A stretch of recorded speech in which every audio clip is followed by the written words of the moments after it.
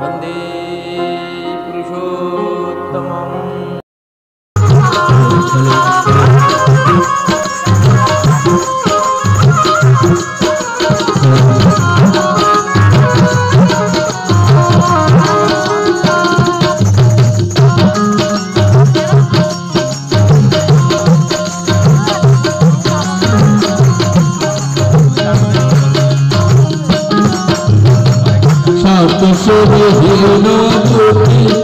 इष्टनिष्ठ হয় না তারা অক্ষয়কে ভজন করে বোধ কৃতি সেও হারা শান্তসবে কিন বুদ্ধি ইষ্টনিষ্ঠ হয় না তারা অক্ষয়কে ভজন করে বোধ কৃতি সেও হারা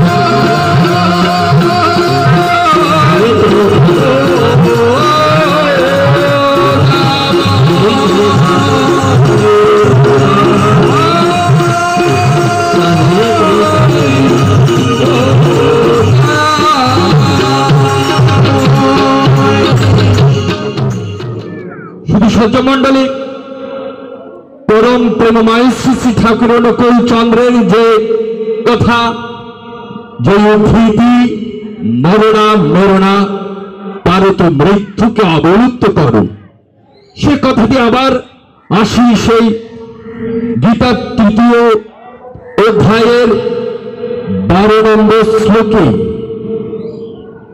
শ্রীমদ ভগবদ গীতায় আবার বলছি, স্থান ভোগান হিব দেবাতা সন্তে যজ্ঞ ভাবিতা পূর্ণ বদান প্রদয় ব্রজ ভূমতেস্তেন বৎস। সে শ্রীমদ ভগবদ গীতায় বলছেন, তোমরা যারা আমাকে না দিয়ে খাও, তোমরা যারা আমাকে না দিয়ে গ্রহণ করো, তোমরা যারা আমাকে না দিয়ে সেটি ভোগ করো, সে ভোক্তা, সে গ্রহণকারী, সে ভোগকারী চোরের সমতুল্য।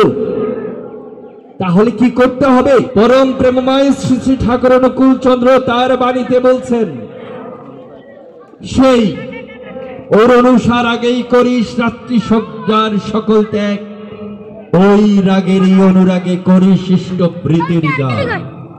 আমার পরম দয়াল বলছেন, সেই ঘুম থেকে উঠে প্রথমে ইষ্ট সকাশে তোমাকে ইষ্ট ভৃতি নিবেদন করতে হবে। ইষ্ট ভৃতি কি? ইষ্ট মানে মঙ্গল, সে ভৃতি মানে সে মঙ্গলের ভরণ তোমাকে করতে হবে।